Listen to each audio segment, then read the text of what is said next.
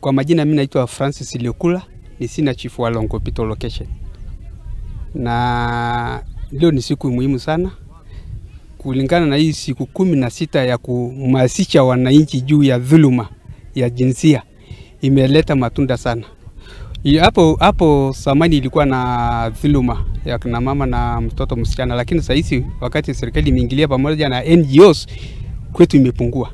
Sisi kwa Wasamburu mama huwa ni mzee ndio kusema kwa kila kitu.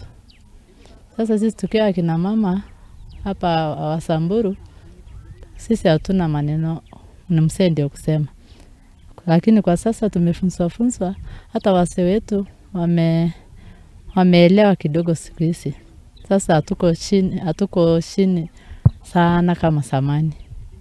Kwa sasa tumeanza kuona sasa hata kuna wakati sasa mama na mzee wanaongea tu vizuri kwa nyumba. Hata kama tunakuja kuuza kama ni mbuzi, tunaongea tu unaongea na mzee yako mzuri, anakuambia unataka nini, kama ni pesa watoto tunagawa tu vizuri. Sasa siku hizi pande agenda tunaona kina mama na wazee wao wanasikizana, si mbaya.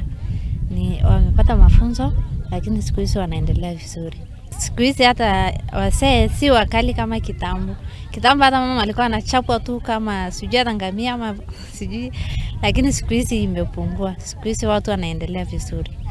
Nimeongelea mambo ya FGM. Hapa tulielimisha mara mingi mambo ya FGM na kabisa ilipungua.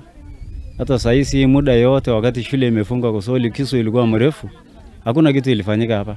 Hatujaona kisa yote FGM ilifanyika kwa sababu wapatana wetu wanakuanga na sisi kila mara wakitufunza, wanakuja vijiji wanapeleka masemi na watu. Kwa hivyo hiyo ilitusaidia pakubwa sana.